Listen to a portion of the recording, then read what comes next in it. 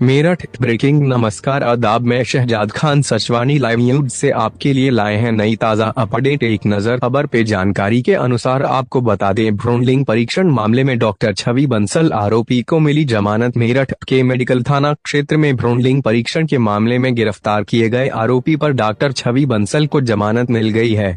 अवैध अल्ट्रासाउंड जाँच कर भ्रूण का लिंग बताने और PCP-NDT अधिनियम का उल्लंघन करने का आरोप था। 12 फरवरी 2025 से वह न्यायिक अभिरक्षा में था। कोर्ट ने जमानत देते हुए कहा, अभियुक्त के खिलाफ कोई ठोस साक्ष्य नहीं मिला जो यह साबित करे कि उसने भ्रूण लिंग जांच की या किसी को भ्रूण का लिंग बताया।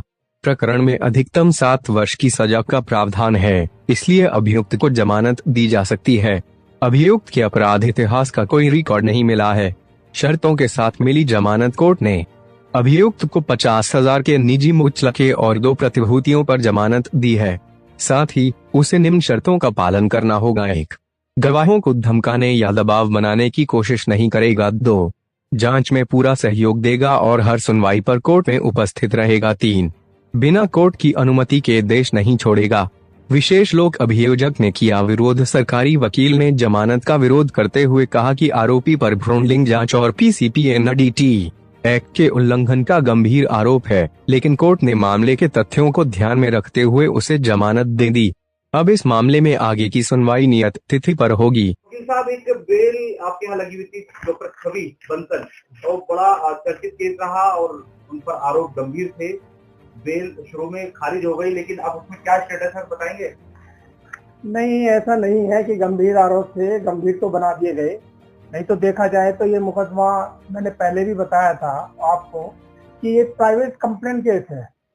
ये इसमें इस्तीगासा डल सकता था, इसमें परिवार डल सकता था, इसमें FIR होती नहीं, लेकिन फिर भी इन्हीं कारणों से इसमें FIR दर्ज हुई और CJ महोदय ने डॉक्टर छवि और 3 अन्य लोगों को जेल में भेज दिया था। हमने इसे चैलेंज किया था और नियमानुसार इनकी बेल DG महोदय के यहाँ पर डाली गई थी, जिसे सुना गया के बिना ही ADJ फर्स्ट के यहाँ ट्रांसफर किया गया था। ADJ फर्स्ट ने पूरी बेल सुन ली थी, लेकिन किन्हीं कारणों से ये कहते हुए कि मैं इसका जजमेंट नहीं कर सकता, ये ट्रांसफर कर दी थी। आज ये पुणे पॉस्को मेन जो है उनके यहाँ पर ये बेल थी और सारे आर्गुमेंट सुनने के बाद हमारी बेल दे दी गई, ग्रांट कर दी गई। इसमें मेन बात जो आई, जो माननीय न्यायालय ने भी प्रोसिक्यूशन को हड़काया एक तरह से, उनसे पूछा कि आप ये बताएं कि इसमें 105 का कंप्लेंट हुई? उन्होंने कहा कि नहीं हुई, और वो नियमानुसार हमारी बेल ऑर्डर में भी इन चीजों का जिक्र किया गया। क्योंकि ये 7 साल से कम का अपराध था, तो नियमानुसार इसे पूर्व के 41A के अनुसार थाने से छोड़ा जाना था, लेकिन इसे थाने से नहीं छोड़ा गया। उसके बाद नियमानुसार इसकी वीडियो बनती, जो नए हमारे नियम आए हैं BNS के, उसमें 105 में ये कहा गया है कि आपको नियमानुसार हर चीज की वीडियोग्राफी करनी पड़ेगी। इसमें किसी चीज की वीडियोग्राफी नहीं करी गई। फिर इसमें माननीय न्यायालय ने पूछा प्रोसिक्यूशन से कि आप ये बताइए कि ये टीम जो थी, इसमें कोई पदाधिकारी इस तरह का था जो पदाधिकारी नियमानुसार रेट डालने के लिए काफी था? उन्होंने कहा नहीं। तो ये महत्वपूर्ण विषय था कि कोई व्यक्ति, कोई भी अधिकारी इस टीम का, यहाँ की टीम का, मेरठ का, हरियाणा ने नहीं लिया। हमने एक चीज इसमें सबसे जो मेन इम्पोर्टेंट थी वो ये रखी थी कि ये हरियाणा में एक नियम है कि 5 फरवरी 2025 में आया है कि जो भ्रूण की आपको जानकारी देगा कि फलानी जगह भ्रूण हत्या या जांच की जा रही है, तो 1 लाख रुपए मिलेगा। 5 तारीख में ये आदेश होता है हरियाणा गवर्नमेंट द्वारा और 11 तारीख में FIR हो जाती है।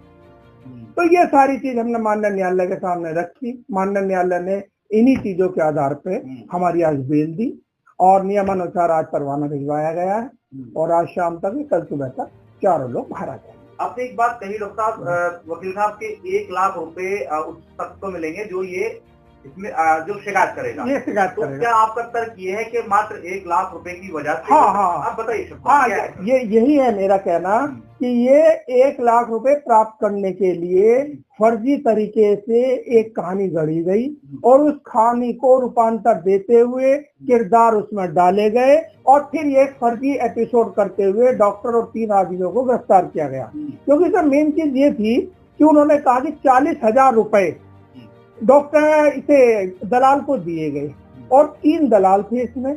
तीनों दलालों को मौके पे गिरफ्तार कर लिया गया था, लेकिन उनके पास से 26,000 समथिंग रुपए मिले। तो हमारा तर्क ये था 14,000 कहाँ गए? अगर नियमानुसार रेड पड़ी थी तो 40,000 गिरफ्तार होने चाहिए थे ना। जब तीनों आदमी थे आपके पास तो बरामद क्यों नहीं हुए? बरामद इसलिए नहीं हुए, सारी चीज मैन्युपुलेटेड थी। ये केवल 1 लाख रुपए और डॉक्टर्स को फंसा करके नियमानुसार उन्हें ये ब्लैकमेल करते और उससे ये पैसे की उगाही का मैटर बनता है। कारण क्या था कि अगर उन्होंने नियमानुसार रेट डाली थी तो यहाँ के पदाधिकारी को क्यों नहीं लिया? यहाँ जो टीम होती है डॉक्टर्स की, उन्हें नहीं बुलाया गया। जबकि जज साहब का भी तर्क ये था, पूछा था प्रोसिक्यूशन से कि आप ये बताइए कि यहाँ के पदाधिकारी को क्यों नहीं बुलाया? इसका मतलब तो ये हुआ अगर हम किसी को पकड़ने दिल्ली जा रहे हैं तो हम खुद ही पकड़ लेंगे। जबकि नियम ये है कि अगर पुलिस भी गिरफ्तार करने जाएगी तो संबंधित थाने में जाके जीडी में इंदराज करेगी, वहां